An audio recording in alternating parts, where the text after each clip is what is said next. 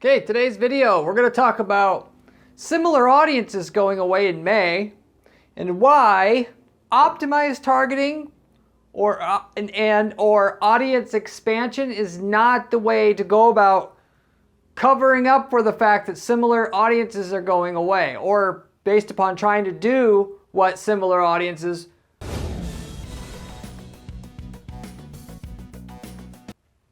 did before, or still does, but soon won't be able to do for you.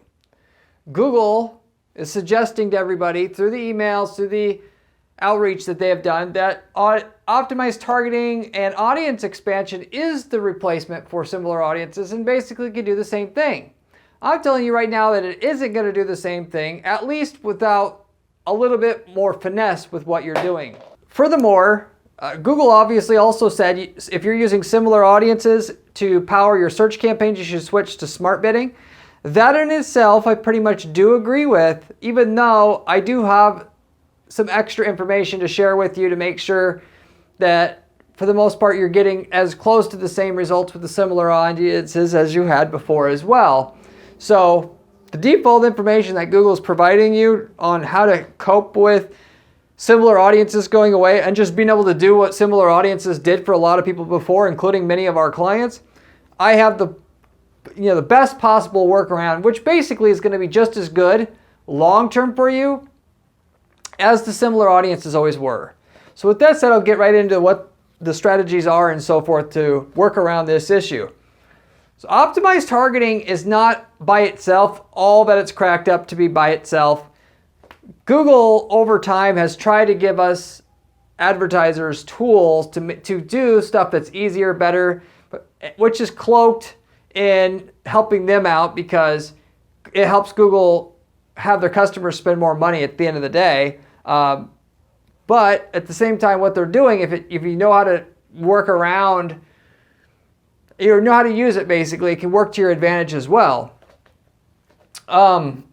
Optimized targeting by itself, I've always told people on this channel, and philosophy that we've used for our clients' campaigns, stay completely basically away from it because it's very hard to control the outcome of this optimized targeting, and you'd be better off with manual targeting, hand selecting your audiences instead of using this automated targeting, or sorry, optimized targeting, which is automated targeting, by the way. Optimized targeting, however, can still come in very handy when nothing else works in terms of running display campaigns, of course, or we can't use similar audiences anymore, or there's nothing else left to do to get more results out of your display campaigns or your YouTube ad campaigns itself. So in other words, what you do first is you try to hand select or manually select the audiences you want to target with your display campaigns and your video campaigns before you get in and dabbling with the optimized targeting first, or before you do the optimized targeting, because you'll have better results quicker doing that. And then basically once you've gotten every dollar of value you can out of that, then you can switch to optimized targeting and usually get pretty good results after that point. But you do everything you can the hard way, manually telling Google what you want your ads, your display ads, your banner ads, your video ads to show up for, and then you do optimized targeting. Otherwise, you're going to get unpredictable results and probably run out of money before you even get to profitability with your ads, or just give up on it because you don't think it's ever going to work. If you had unlimited time and money, the algorithm is going to find you customers, but it's going to be very unoptimized at first. If you're relying on the algorithm to do the heavy lifting for you to figure out who you should be targeting, you're going to pay the price in terms of having that algorithm who doesn't understand your consumer through trial and error try to figure out who that customer is. Eventually we'll figure it out, but at a high cost and a lot of money taken out of your bank account first. So anyway, as it comes to similar audiences and the phase out of that, for the most part, you're not going to get the same results as you had before with similar audiences using optimized targeting or audience expansion, no matter what you do, like flat out, basically. But there are some workarounds to get pretty much the same results as we have already tested that I'm sharing with you here today. So the way optimized targeting works, just so they give you a basic refresher on this, or if you didn't have it already, is Google is going to use the audiences that you're already targeting in that video or display campaign to expand your already targeted audiences that you have, that you've manually selected as different audiences you'd like to target, topics or what have you. So with that said, it's kind of garbage in, garbage out. If you have crappy manual audiences selected and you turn on optimized targeting, it's going to do really unpredictable things for you, probably waste a whole shitload of money in the process before or if it ever actually gets you profitable results on your campaign. What you want to do, like I was saying before, is spend as much time and effort coming up with the most ideal manual audiences you could target, hand select those audiences, apply them to your display campaign, apply them to your video campaigns, get the results on that first. Where you can't expand the results any further, that's the time to bring in optimized targeting on your campaign, which at that point in time, it works pretty much like similar audiences always did, to find you an audience where it's not obvious where you can get a customer at. Because ultimately, similar audiences in the past would look at all your customers and all the people that come to your website that are basically in market for your product or services, sees all the correlations in terms of the different traits that make these people the same, and then have your ads start showing up for those things.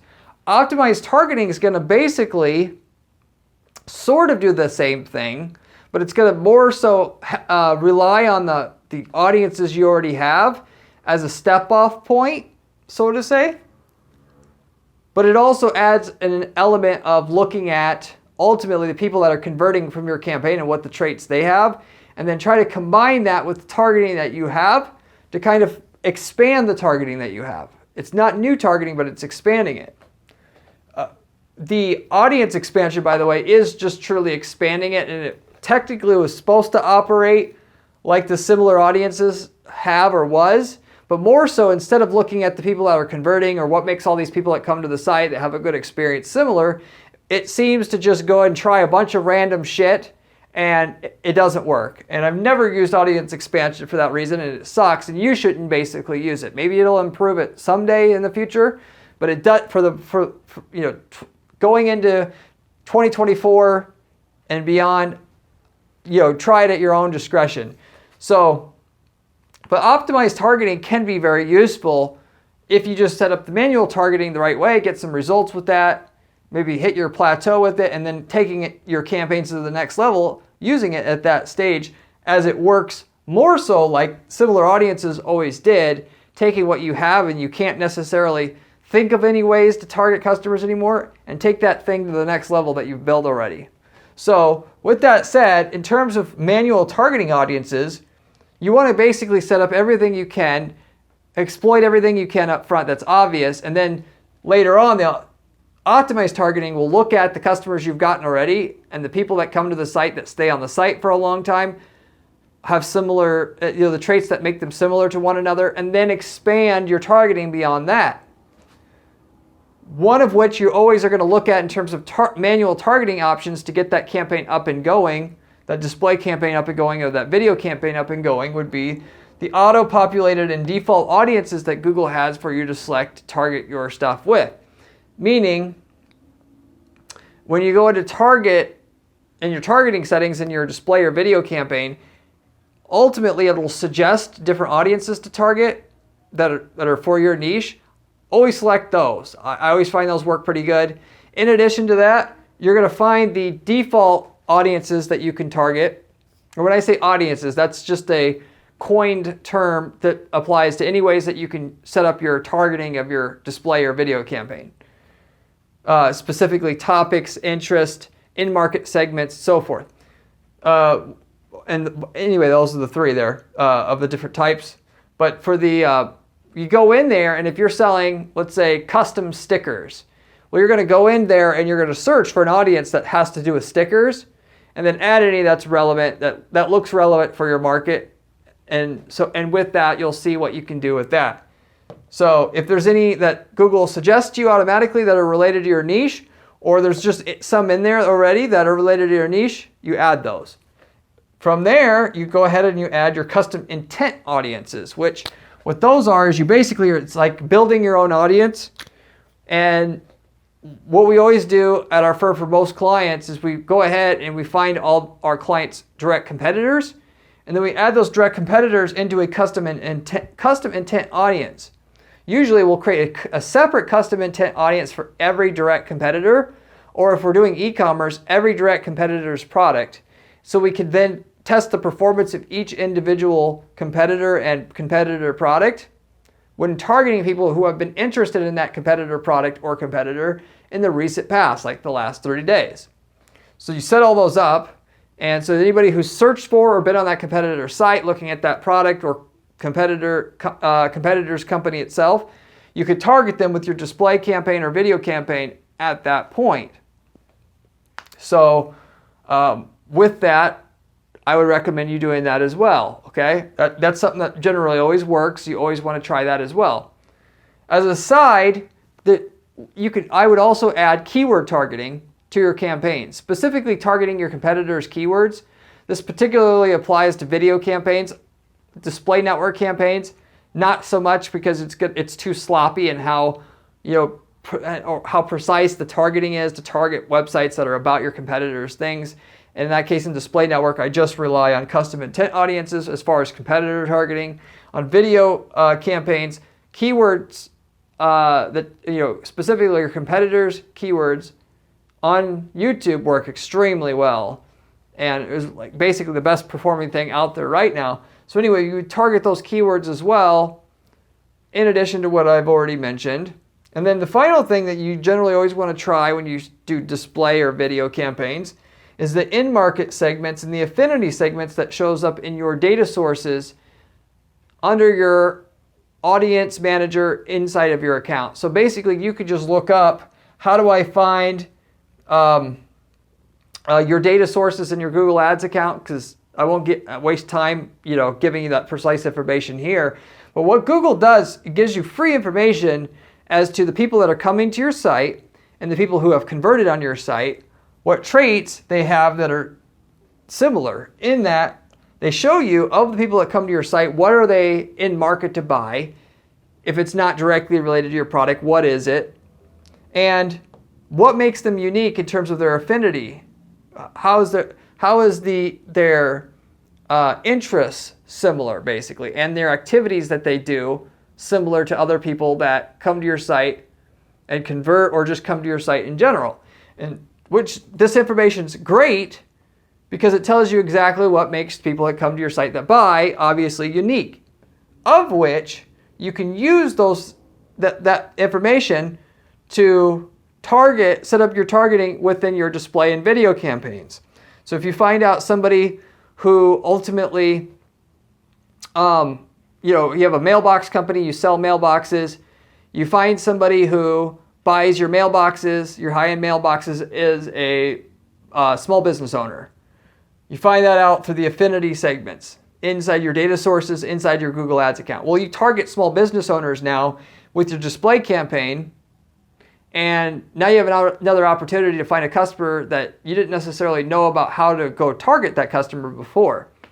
Ultimately, the in-market segments and the affinity segments are set up to tell you what is the level of correlation between the segment itself and the customers that you have or that buy. So in the mailbox example that I gave you, it'll say the person that ultimately that buys your mailbox, for instance here, that the person that buys your mailbox, they are 2 times as likely or 2x likely to buy a mailbox if they're a small business owner versus not.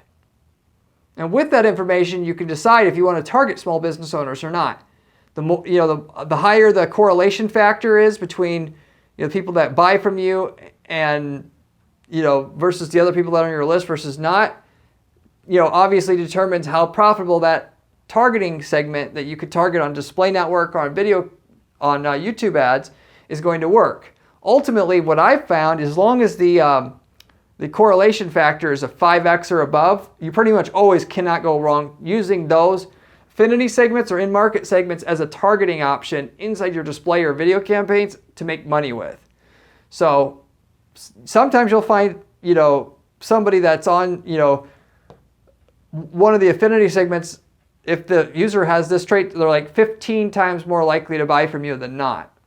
And so ultimately you could use that information to get more targeting options set up within your display and video campaigns to so-called seed your campaigns.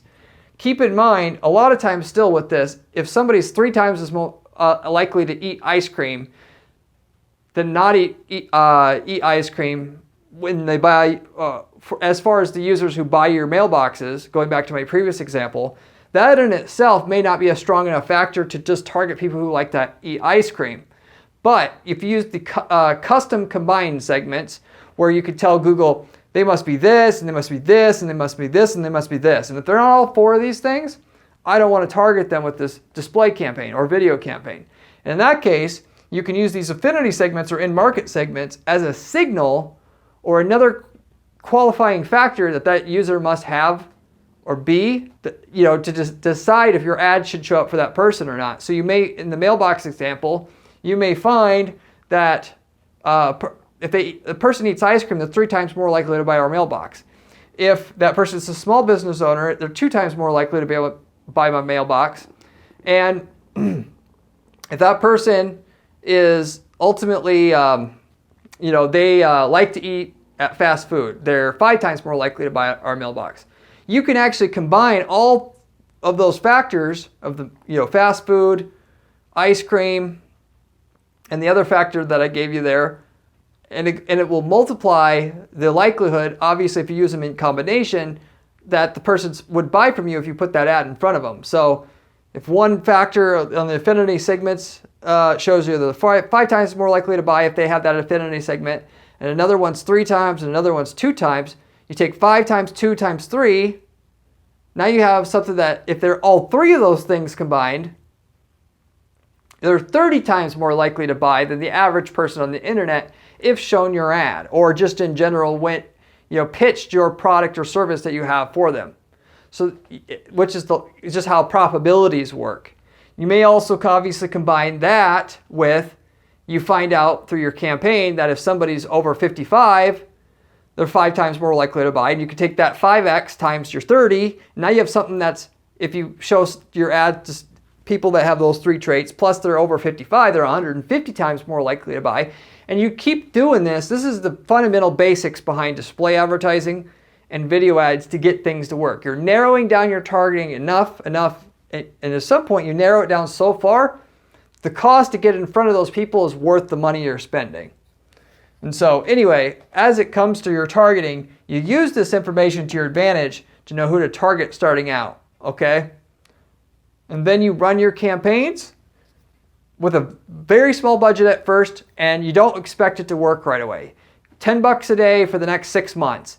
Let the algorithm and the data tell you what's working, and then of that you can start shutting off certain parts of what you started out with. You started figuring out, adding kind of anything that makes sense that should work or could work, and then you had 20% left, and then the 20% works, but the 20% only gets you so much action.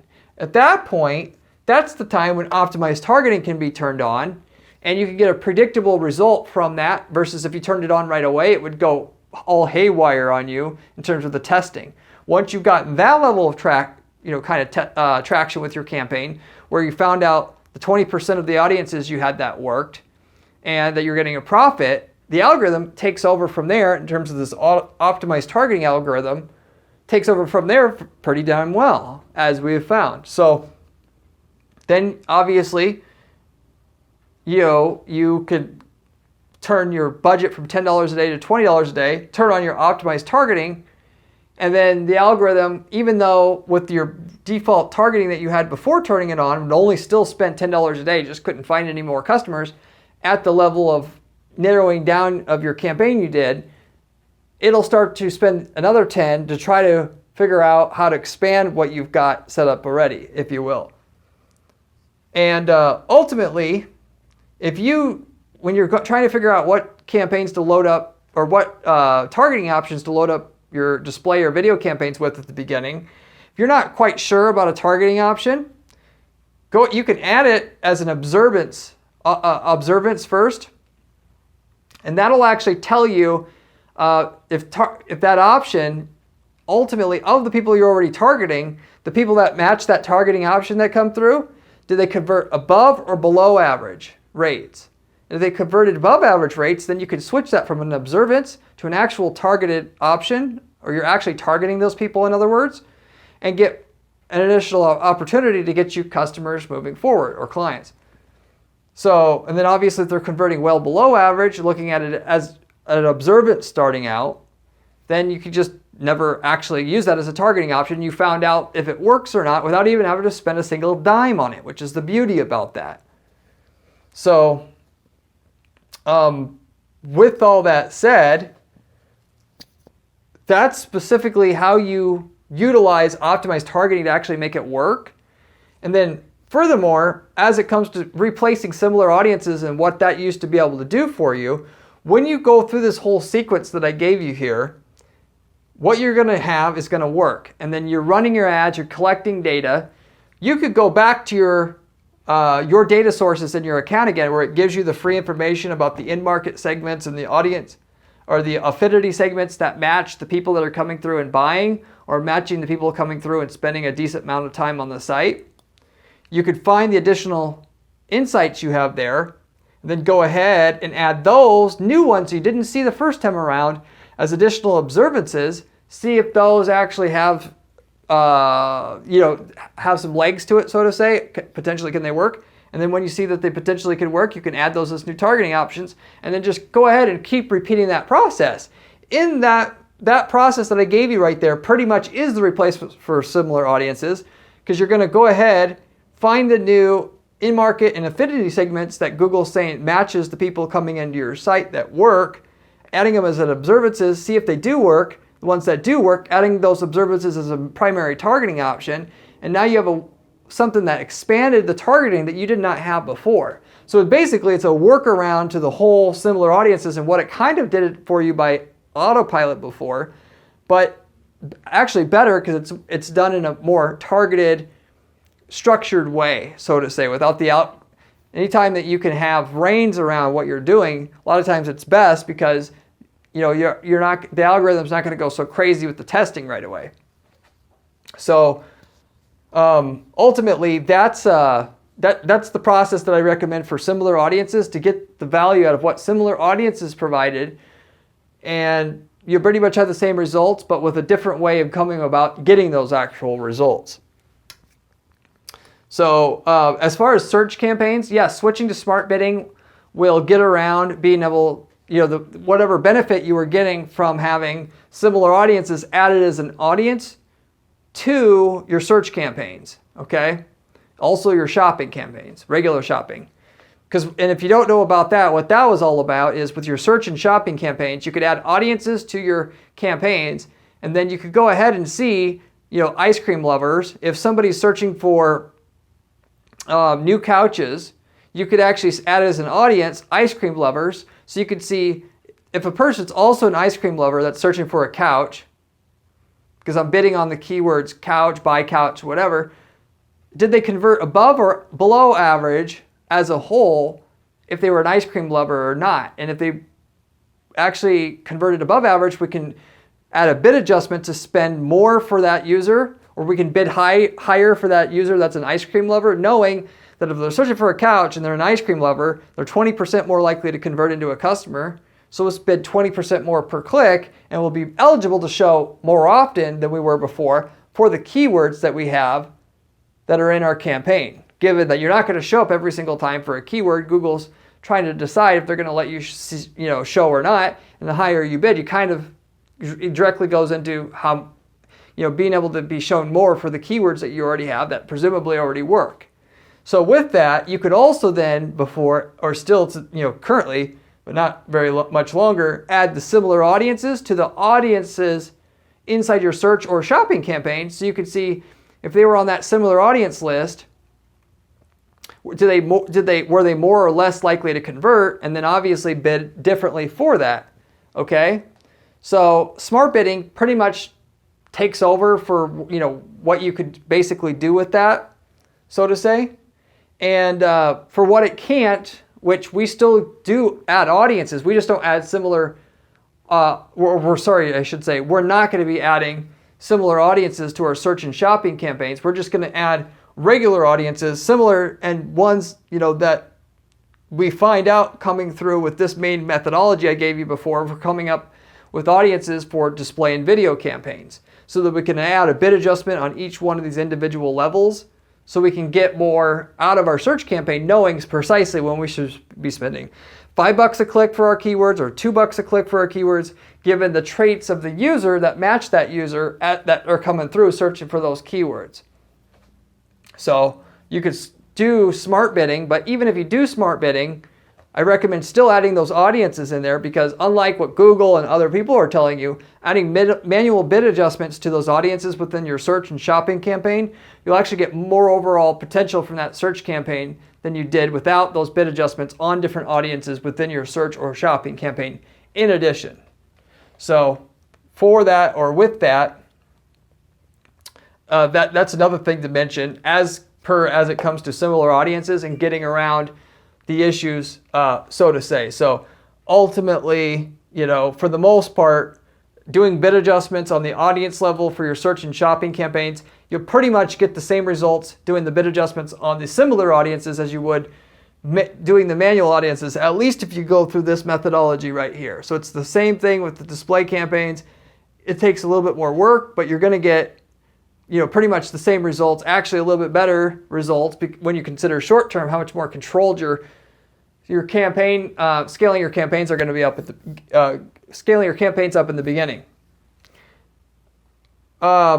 Respectively, just as a side note, as far as the in-market segments and the affinity segments, when you go into your data sources inside of your account to pick up this data to know what to add as observances or to add to your audience menu in your search and shopping campaigns, ultimately, you can actually see at the top of the screen, you can actually see your in-market or affinity segments for, could be all your users of your site, people who just got to your cart, people that got to a specific page, people that converted more than once, i.e. they came back and bought more than once, people that bought more than 5 times, people that spent more than 5 minutes, on the site, given you set up a SMART goal. And you can see the differences in the affinity and in-market matches for people that have different experiences on your site. So with that, you want to definitely change the audience that it's looking at to kind of derive different information that Google can give you about the different types of users and customers that come through and to your site, instead of just looking at everybody that came to the site and that's it, because you'll glean more information from that. And so ultimately, if you don't have very many visitors to your site, let's say if you get less than 10,000 visits to your site per month at this stage, well, I recommend at that kind of point, you just kind of look at, in terms of the in-market and affinity segments, just looking at everybody that comes to your site universally for the most part, because the algorithm does, and the data is much more accurate, as we found, on bigger data sets. So if you don't have very many visitors to look at, then you just look at all of them, so to say.